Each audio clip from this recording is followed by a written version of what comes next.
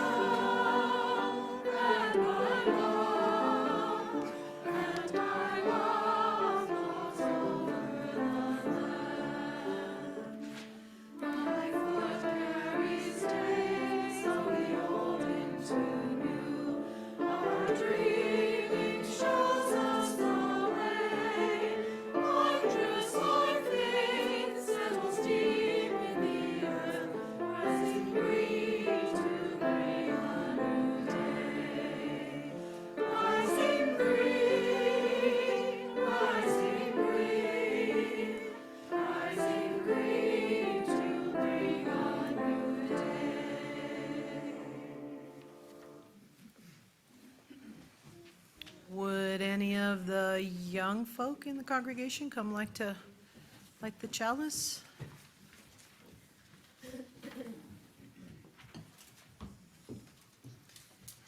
We gather this hour as people of faith, with joys and sorrows, gifts and needs.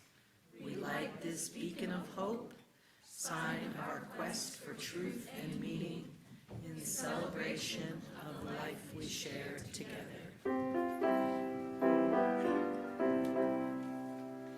May we shine a light of love. May we shine a light of love. With every thought, with every step we take, may we shine a light of love.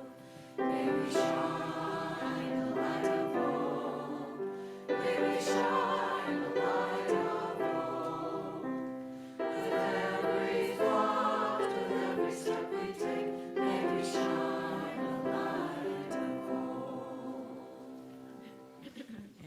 it's time for all ages. Good morning, everyone. Good morning. My name is Maya Kraushart, and I'm the Director of Programming and Community Outreach here at UUCGB, and I'd like to welcome up any kiddos that would like to join me for our Time for All Ages.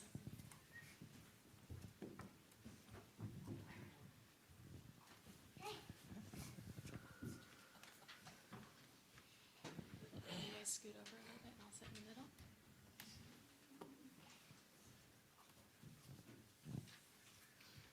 So this morning, I'm going to be sharing a story with everyone.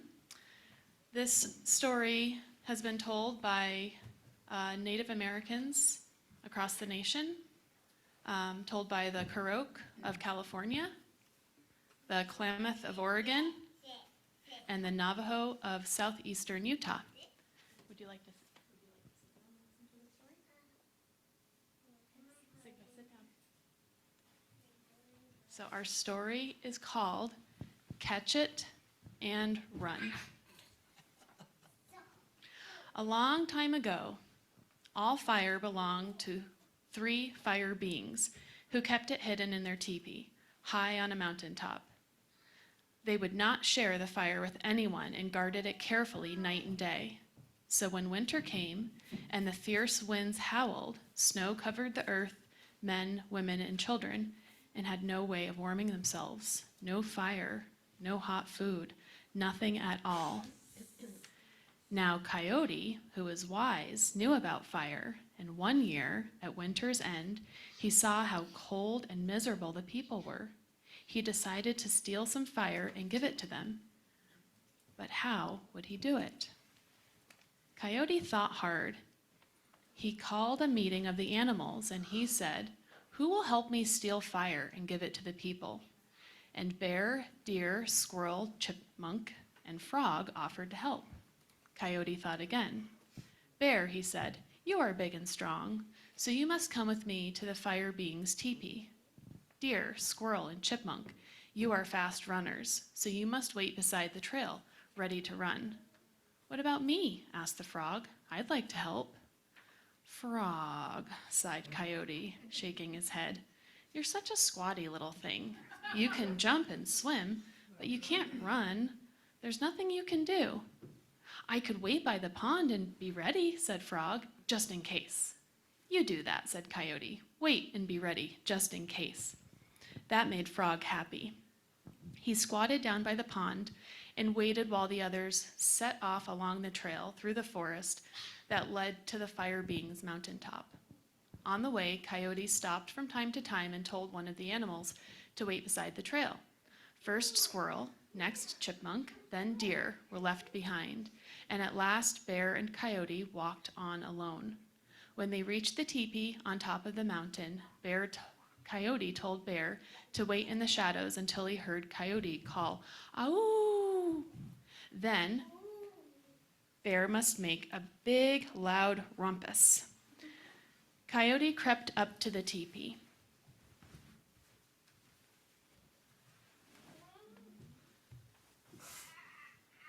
He gave a soft bark, and one of the fire beings opened the flap and looked out.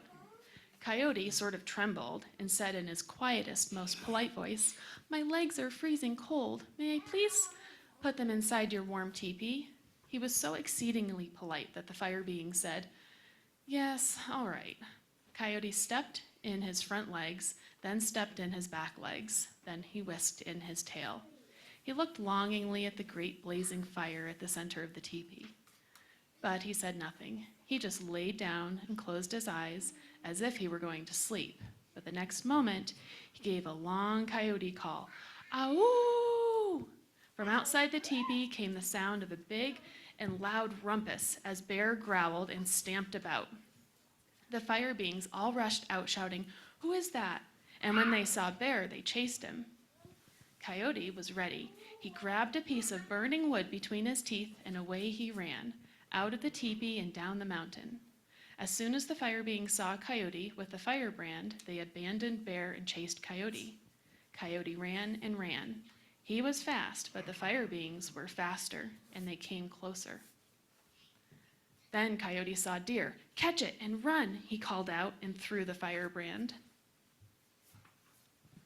Deer caught it and ran, but he ran so fast that the wind fanned the fire out behind him, and the flame jumped onto his long tail and burned most of it. So that's why Deer has a shortish tail, even today. Deer was fast, but the fire beings were faster, and they came closer. Then Deer saw Chipmunk. "Catch it and run," he called and threw the firebrand. Chipmunk caught it and ran, but the fire beings came closer and closer until one of them reached out an arm and clawed his back and left 3 long black stripes. And that's why Chipmunk has stripes on his back even today. When Chipmunk saw Squirrel, "Catch it and run," he called and threw the firebrand. Squirrel caught it and ran, but the firebrand had been burning fast, and it was so short now that its great heat made Squirrel's bushy tail curl up over his back. And that's why Squirrel has a curled up tail, even today. Squirrel came to the pond. The fire beings were right at his back. What could he do? Then he saw small squatty Frog, waiting and ready, just in case. "Catch it and jump," called Squirrel, and threw the firebrand, which is now quite tiny. Frog caught the firebrand. Just as he jumped, one of the fire beings grabbed his tail and pulled it off. And that's why Frog has no tail, even today. Now, when Frog jumped, he landed in the pond, and to save the flames from the water, he gulped down the tiny firebrand. He held his breath, and he swam over to the other side of the pond. I'll just show everyone the picture really quick before I turn the page. Then Frog saw a tree. "Catch it and hide," he called, and coughed up all that was left of the firebrand, just a few bright flames. And the tree caught the fire and hid it. The fire beings ran around the pond. They looked for the fire, but it was hidden in the tree, and they didn't know how to get it out again. So they returned to their home high on the mountaintop. But Coyote, who was wise, knew how to get the fire out of the tree. He knew how to rub 2 dry sticks together to make a spark that could be fed with pine needles and pine cones and grow into a fire. It was Coyote who taught the people how to do this so that they need not be cold ever again in wintertime. And it was Coyote who went around and gave some fire to all the other trees so that fire lies hidden in every tree, even today.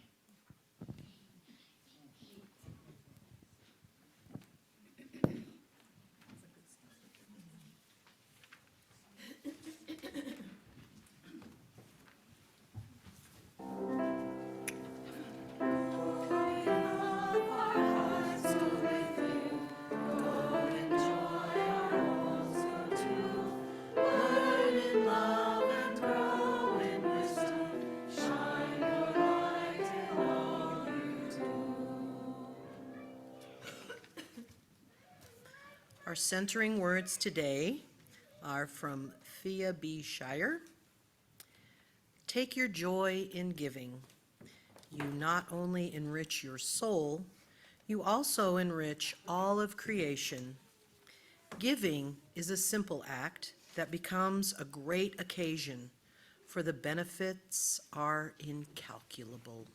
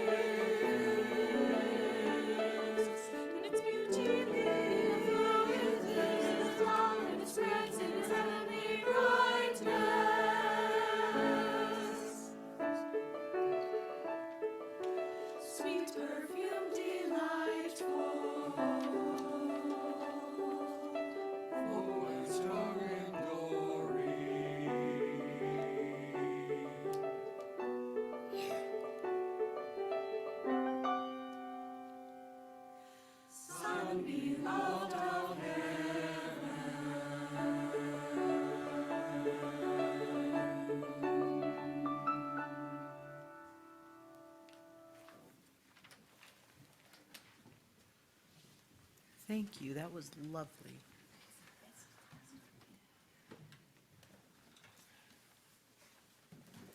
This community of care is created through our work and time together, our commitment to one another.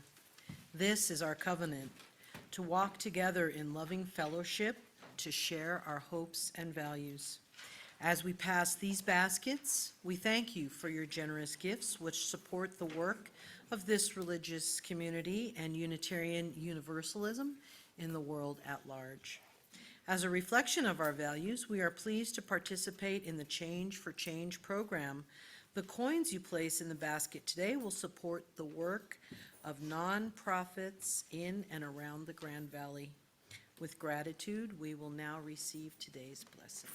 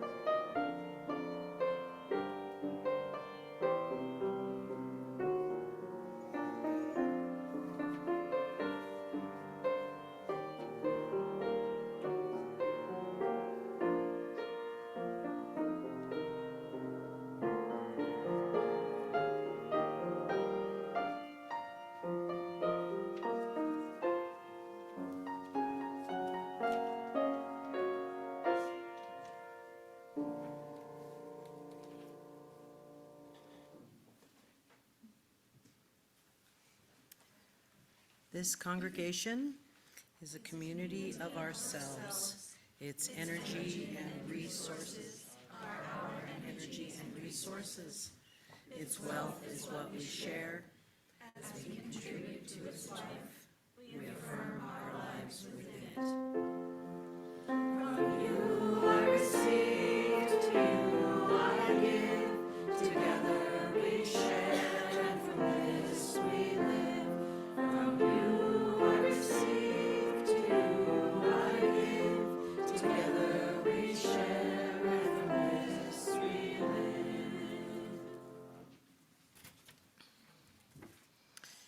And our next hymn is 1051 in the Teal hymnal. Please stand as you are able and join us.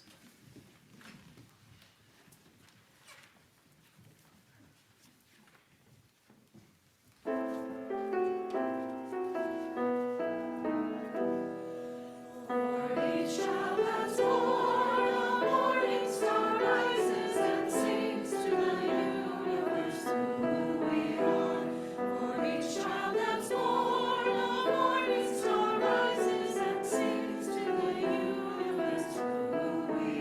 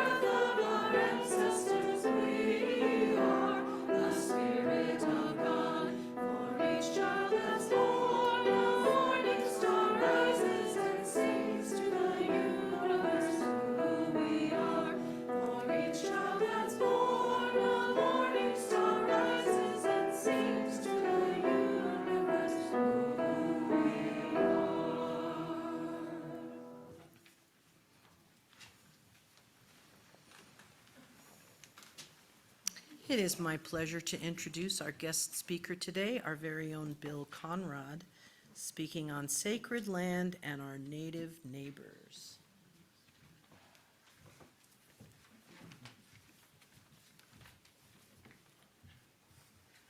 Thank you, Angie.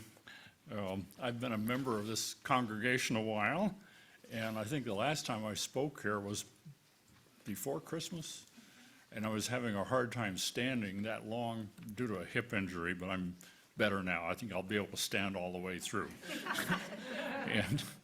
And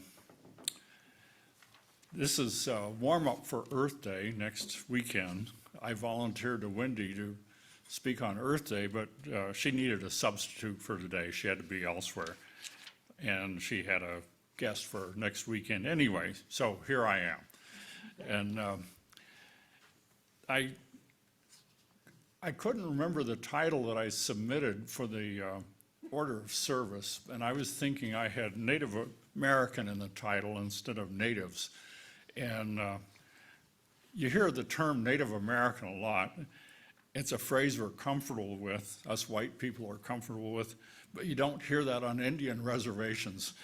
They say, we're Indians, or they're more properly, we're Blackfeet, or Crow, or Dene is what we call Navajo. A German doesn't call himself a European, he calls himself a German. And so this sermon is about different perceptions of land ownership and stewardship of land and how that influences our outlook of the use of resources or vice versa. It's hard to separate the chicken from the egg, but we have a big cultural differences between us and our native neighbors. And I think this is something that Indians got really right and we got wrong from the time of Genesis. Indians are closer than the far-off biblical world, so I'll start with them first. Cheryl and I moved to Glen Canyon, also known as Lake Powell, in 1977 for my Park Service career. We honeymooned in a place with no telephone, TV, or radio. There we lived on the edge of the Navajo reservation for 3 years. Yatahe means hello in Navajo, or in Dene. Then we moved to, hold on, I've got to do something here. Little speaker is not happy there. Okay. Then we moved to Glacier National Park for 5 years, where we lived just outside the park, but technically on the Blackfeet Reservation. We lived in a little village called East Glacier Park. There was a clone of the TV series Northern Exposure, if you've ever seen that, with the funkiness and the quirkiness of that place, and also a big native population, and a lot of fun and funny people and old timers too, even though the winter weather was brutal. So the Blackfeet saying is most Coast Canucks, and the response is Pishtanini Queequaw. I know what those means, but I can't tell you, not from a pulpit or not from church property anyway. They actually translate to something fairly obscene, and it's sort of a greeting in Blackfeet humor. The insults in traditional Blackfeet were mostly in sign language, which was kind of an alternative language out on the plains. That way you can signal to someone across the coulee and they're out of shooting range of you. And that's how the good insults were hurled. It's safer that way. The Napi was the chief god of the Blackfeet and was a jokester. That would explain unexplained pregnancies, a horseman getting struck by lightning on horseback out on the plains, which they considered as totally hilarious. There was a Napi bar on the main street in Browning, which I thought was a little unusual. I've never seen a Jehovah bar or anywhere else, but they're different. Then later we moved to New Mexico for 9 years, and that's a state with 19 reservations and pueblos. And it's officially a not white majority state. And the utility bills, your gas and electric bill would come in bilingual printing. So we learned a little about native cultures, but the more I learned, the more I realized they really are different than us Anglos. And don't get me wrong, and don't lump me with white wannabe Indians who identify with Indians, although this looks like a Navajo vest. It's actually northern New Mexico Hispanic, and they have a long tradition of weaving. I have some cynicism. Indians tend to complain about white imperialism, and they've got some valid gripes, but I wasn't aware of any Blackfeet spending a winter in Montana in a teepee, or who could build a fire without matches, or had that knowledge, or had the knowledge to make a bow and arrow, or even spoke their language. The only Blackfeet language I overheard was across the border in Canada, where the people are rightly called Piegan. Same people, border cuts through the people. Now on to sacred land.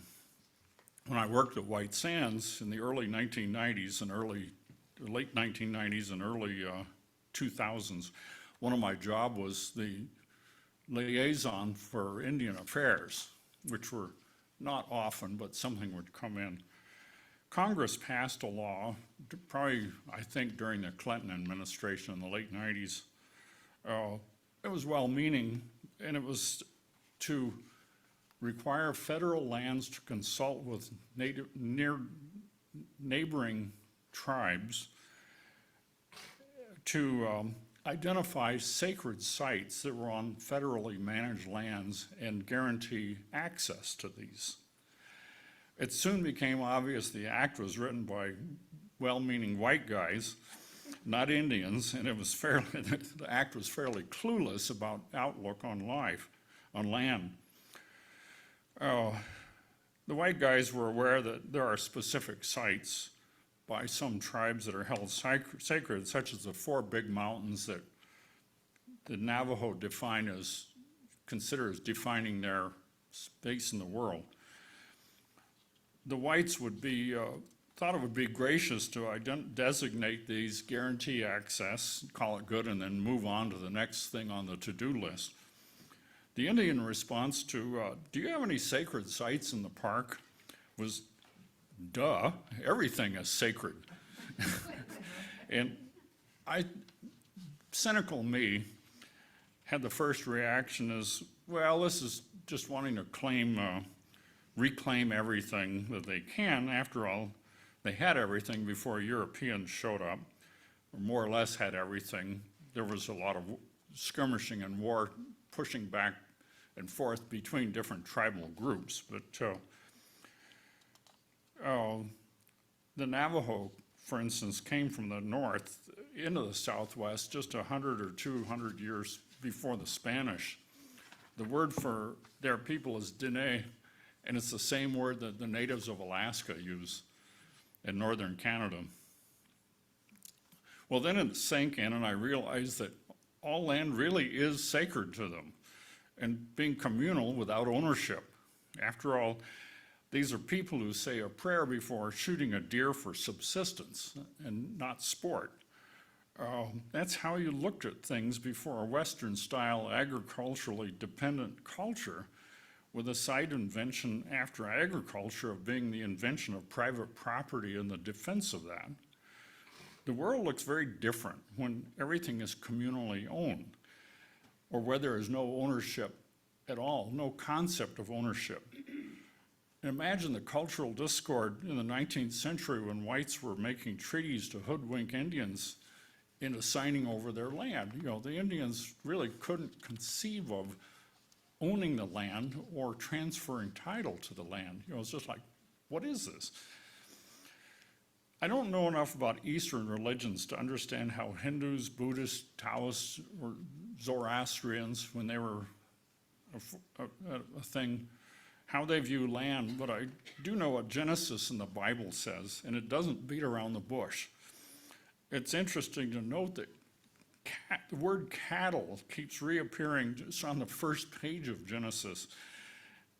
Cattle were put on earth with just common beasts, I guess just ordinary animals, cattle or something special, on the sixth day before man was created. And then the word cattle keeps reappearing in my Revised King James Version. Of course, this English language version is a translation of a translation of a translation, so I'm just working from that. But maybe God loved beef too, maybe even hamburgers, not cheeseburgers because they're not kosher. And anyway, in just a few breaths in the creation story, after God makes man in our image, this doubly confuses me. God gives orders to take over, and not only giving dominion, but be fruitful and multiply, fill the earth and subdue it. After some quick research on the online Britannica, I guess that's the successor of the dust-covered Encyclopedia Britannica we had when I was a kid. The first 5 books of the Bible are known as the Hebrew Bible or the Torah. They dates back to the mid-second millennium BCE. So this is within the Bronze Age in the Eastern Mediterranean basin. And in that time, people had more or less settled down with farming, with grain agriculture or herding domestic livestock, which someone typically owns. Somehow from the start, these people were separated, our ancestors really, from the Judeo-Christian tradition. They were separated from the natural world, not living in part of it like our natives. This is very different than a culture basically living off the land with very little in the way of reserves like our North American natives. Now, southwestern people in the U.S. had corn brought up from Mexico and even irrigated cotton in Arizona. This is before white contact, but they were still just a few generations from their hunting-gathering past of communal cultures.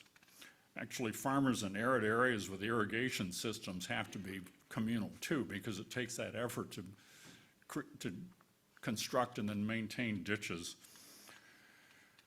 Take some kind of, archaeologists say people don't just switch from hunting to farming overnight. It's a transition with kind of one merging into the other.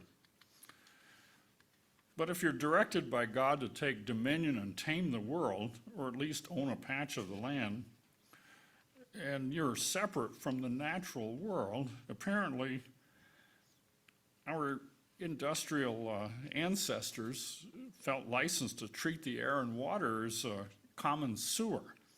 At least the capitalists did in the early industrial revolution to now, leading to the climate mess that we're facing now. A few Indian visionaries like Black Elk spoke out plus a few whites like John Muir got it right in seeing the connectiveness of everything.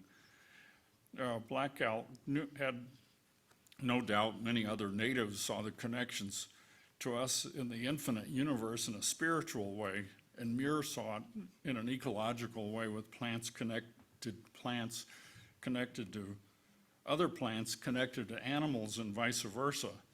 Muir said everything is hitched to everything. But reality, the underlying question of all of this is, and this is the punchline, are we part of the natural world or are we separate from the natural world?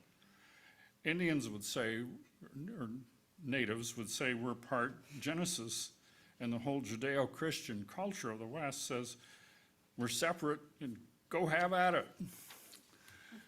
Now in 1970, the year of the first Earth Day, that little-known environmentalist, Richard Nixon, said in his 1970 State of the Union address, and I'm not making this up, he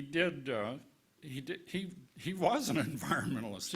He had the EPA created in a branch of the administrative branch of government. He signed more environmental legislation than even Teddy Roosevelt.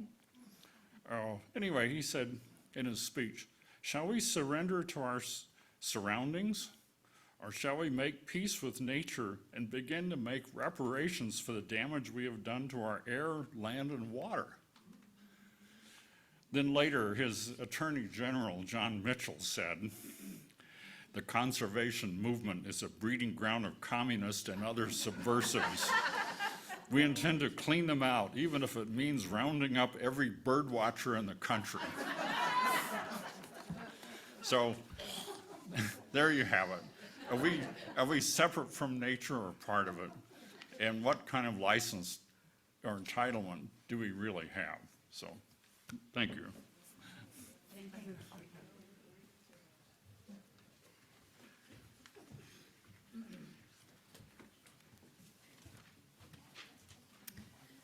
Thank you, Bill. That was awesome. You do learn something new every day, don't you? Join us together with our choir singing the closing hymn 1066 in the Teal hymnal, O Brother's Son.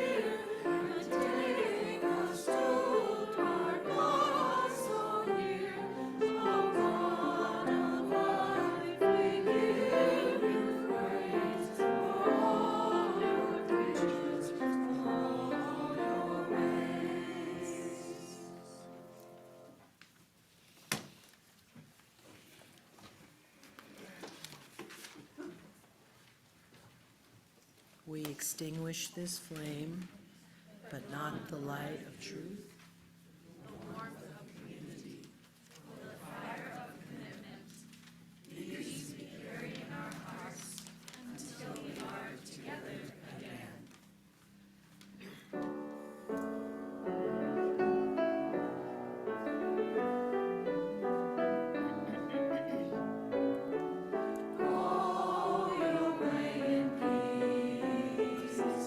Wander as you may.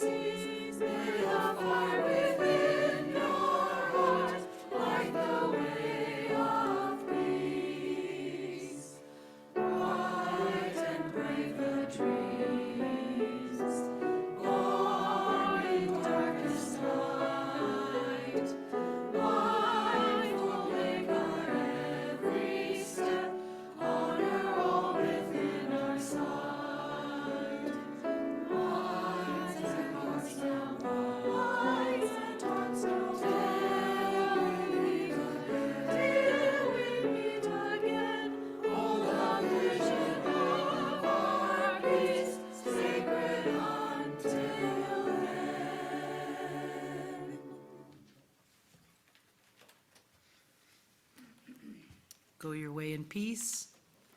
May you have a grateful, blessed day.